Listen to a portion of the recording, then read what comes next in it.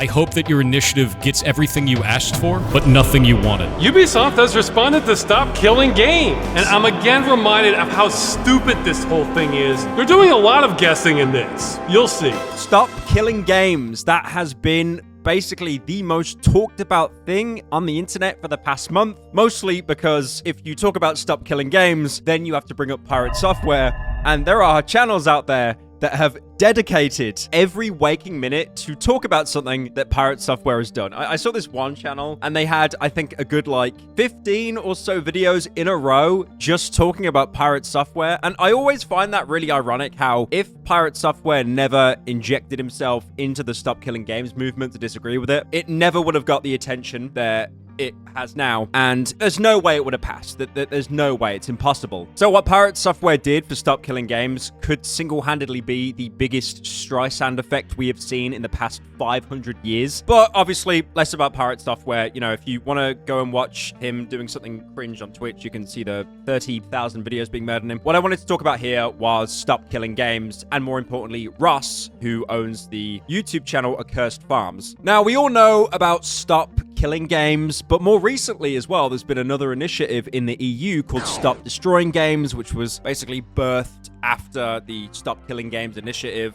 from Ross. Now, the Stop Destroying Games, which, by the way, is a different initiative. This is why it gets a bit confusing, because at the minute, there's Stop Killing Games, and then there's Stop Destroying Games. Also, because, as you know, I'm amazing at pronouncing words, you know, Good Kid, Mad City, Kamala Harris, I'm probably going to get Stop Killing Games and Stop Destroying Games mixed up. If that happens, there'll be like an asterisk on screen correcting that. Now, as you've seen, Stop Killing Games, mostly because of the blow up with Pirate Software, it passed the goal. It actually now has enough signatures where, Parliament or the EU has to actually at least acknowledge it. They don't have to pass anything, but they've got to discuss it. One of the biggest problems here, and this could actually kill Stop Killing Games, which is a bit ironic, is the fact that Ross, who actually made the petition, he has no input over anything in the EU because obviously he's American. So instead, it was actually taken by a group of volunteers that kind of believed in this cause. However, I am actually not the founder of the European Citizens Initiative. That would be a group of volunteers whom I'm in touch with. I'm ineligible to have an official role in the initiative. I'm just a major promoter of it. It's always been something separate. That's part of why it's called the Stop Destroying Video Games Initiative instead of the Stop Killing Games movement. So they've been hit with 2 accusations of violating EU transparency laws. This being a false no funding declaration, basically claiming that Stop Killing Games have lied about them not receiving funding under the sources of funding tab on their page, which states no content available, which basically, again, implies that they didn't actually receive any funding. And secondly, they've been accused of, this is actual buzzword heaven, systematic concealment of major contribution. I don't want to be the conspiracy theorist here, but I don't know about you. There's a lot of big words being thrown around at the minute. Big words that certain people like to use, certain people that like to dodge as much tax as possible and hide it in offshore accounts. It seems to me that this stuff being thrown at Stop Killing Games, it's obvious that the huge conglomerate companies, the video game companies, are realizing, wait a minute. Pirate Software didn't stop them. Oh, quick! Michael, open up the thesaurus. Throw every single buzzword at them. Bring it on! By the way, that systematic concealment of major contribution, it basically means that they're being accused of allegedly trying to hide major contributions to their cause. Also, I do want to say, by the way, again, I'm not a lawyer or anything like that, but I find it really ironic that this, small startup of, people trying to basically protect the property that they buy and they want to own it and keep it forever. They're now being accused of getting outside funding, which is I mean, again, I'm not a lawyer, but isn't that just the whole American system of lobbying, for example? I mean, I get it. There's a difference. It's all declared there with lobbying. You know, it's big company, goes out and says oh, I'm going to support this party. I mean, I swear I remember reading when you've got groups of people in the left wing and the right wing parties, it's almost it's like a ballot. It's the amount of money you give determines the view you get inside the place. It's just comedic. They claim as one of their sources of evidence for this outside funding is Ross himself. There's one here where he states that he's been working an excessive amount to garner signatures, and another where he's been running a rickshaw to get people to the destination. I've been running a rickshaw carrying people to the destination. Yes, I did say those words. It's unclear to me if the accuser thinks I've literally been running a rickshaw service or not. And you know what? I'm not going to tell them. They can guess that for themselves.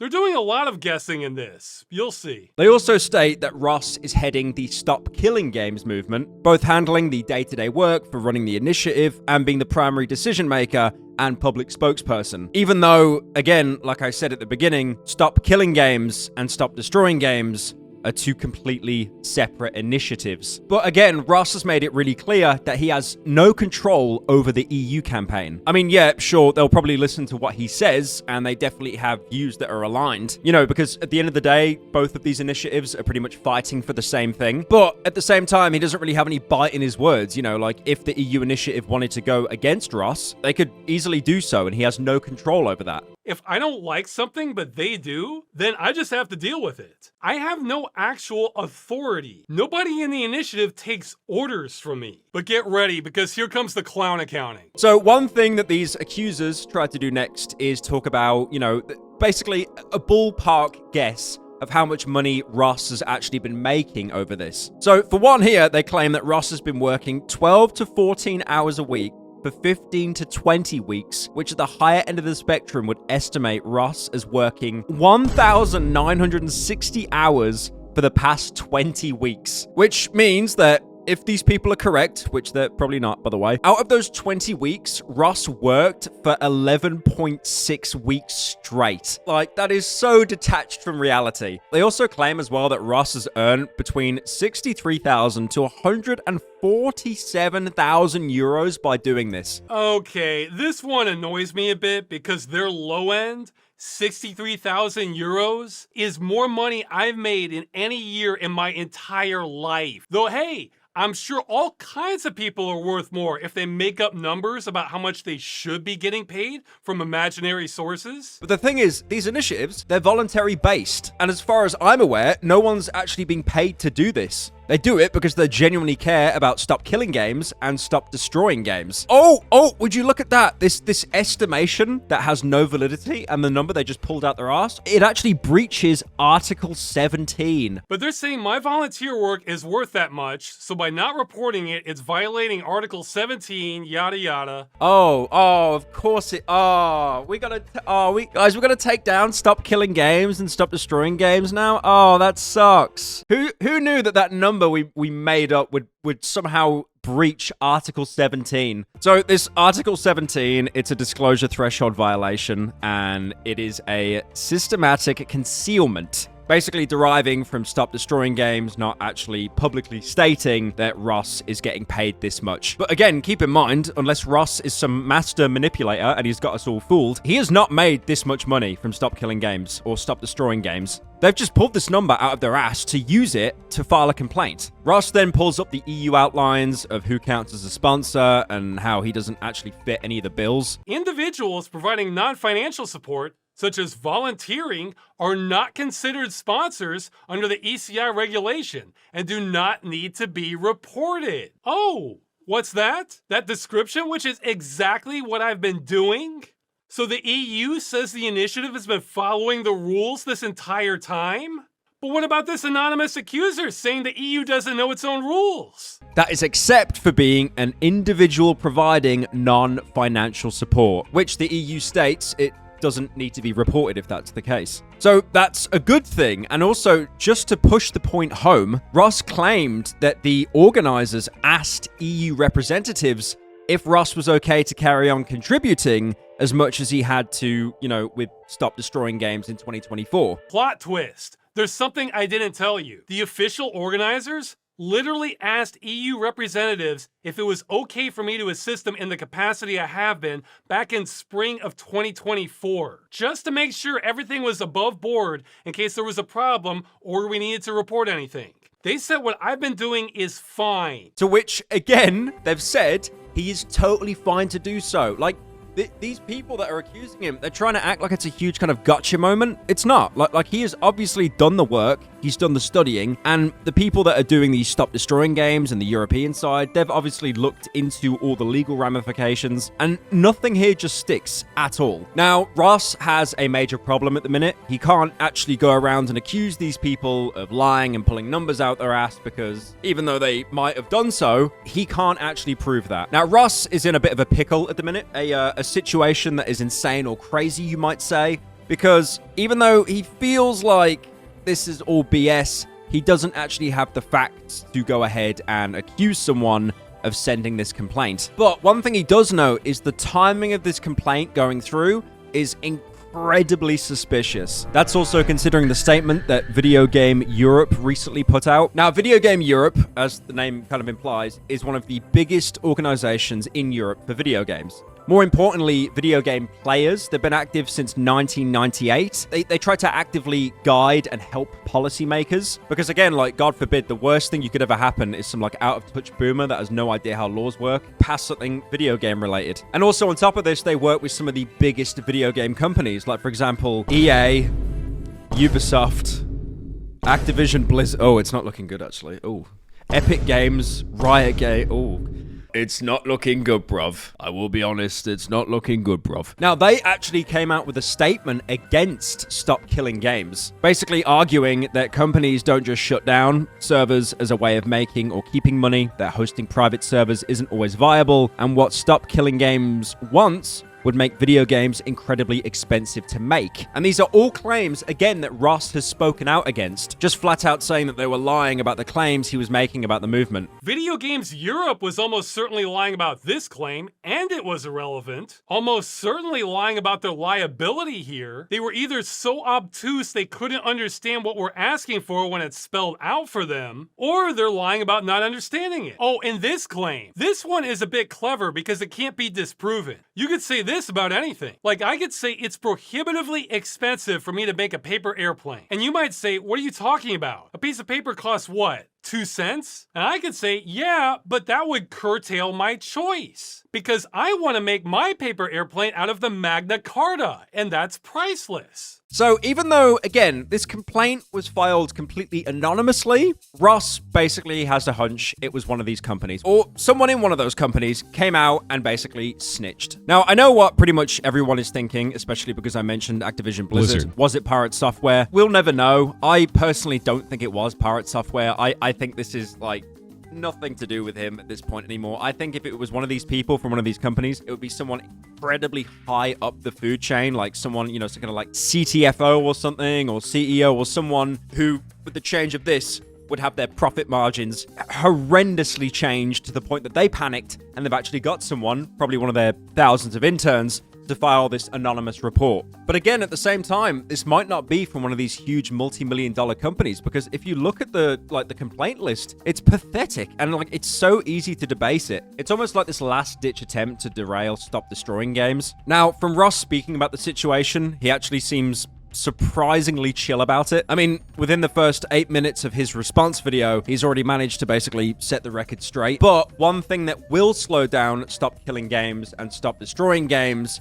is if these complaints continue. These complaints, which, if anything, they just seem to be slowing down the process, adding more and more paperwork to make sure no progress actually happens. And Ross makes a very good point that the problem is then, even if Stop Killing Games and Stop Destroying Games is a good initiative, no politician is going to want to touch it because it will be so hazardous that they'll basically have their career ruined being associated with it. Now, what I've been told is if the industry can't kill the initiative, the next step is to throw so much dirt on us, members of parliament start getting scared to support it. Now, surprisingly, a video game company I mentioned in that list did actually respond. It wasn't Activision Blizzard, it was Ubisoft. Now, do they basically lie and purposely misinterpret what Stop Killing Games wants? Yes. But again, I think this is a huge milestone because you've now reached the point where these video game companies, they're actually acknowledging the issue and they're getting quite worried about it. So Ross basically very quickly dismantles what Ubisoft are claiming. Ubisoft has responded to stop killing games. Okay, this is irrelevant. We're aware of your terms. It's not yet determined if they're legal or not. This is also irrelevant. This part is true. This is a widespread problem in the industry. A lot of the points that Ubisoft actually made were just completely irrelevant, basically.